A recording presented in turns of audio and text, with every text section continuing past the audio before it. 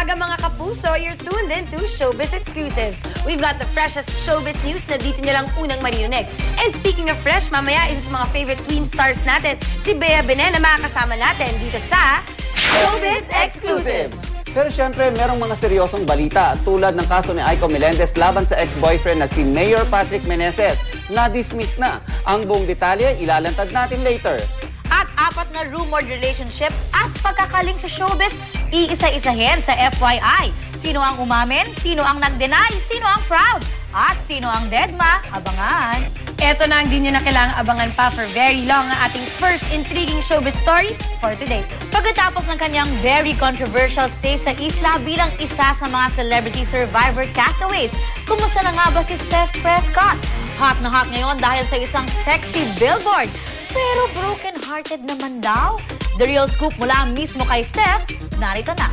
Pagkatapos ng kanyang stint as contender sa hit reality series na Celebrity Double Showdown ng Survivor Philippines Season 4, sunod-sunod na ang mga naging proyekto ng Starstruck alumna na si Steph Prescott. Kabilang narito ang pagiging lead star niya sa next presentation ng Spooky Nights opposite Mark Anthony Fernandez. It's good to work with him again. Sobrang galing niyang artista.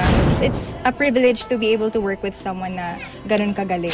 Bukod kay Mark Anthony, makakasama rin niya si Maria Isabel Lopez na nakairingan niya sa isla. Ito ang magsisilbing reunion project ng dalawa matapos silang magsama sa nasabing programa. I think that's the good thing about Mara and I, her daughter, kasi we left that behind. Kumbaga, kung meron kaming tampuhan, sa game lang yun. Dapat abangan nila kasi yung very fast-paced yung story. And expect ng viewers na nakakagulat siya. When I was reading the script, may pumasok na lang sa kwarto ko, nagulat ako eh. So, wala ka, oh gosh, iti-tape natin to bukas, baka mamaya matakot ako.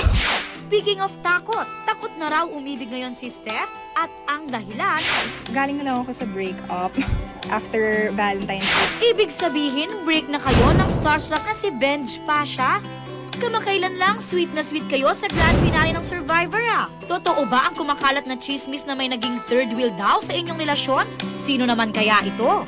Tulad po kay San, isang sobrang lapit siya kasi like super lapit sa'yo. Kayo na daw ni John na Talaga? Nako, hindi. Tanawin natin si John kung naniligaw ba siya. Sana naman manligaw mo na siya. Love has a time for itself. Kumbaga, work is important. Ayokong tumanggi sa lahat ng projects na dumarating dahil syempre, kailangan isipin ko rin yung times na natenga ako, di ba? Pinagdasal ko na sana magkatrabaho. So ngayon, kahit dikit-dikit siya, walang tulog, go lang ng go. Ang pag-ibig, sa ano na lang yun, sa side na lang yun.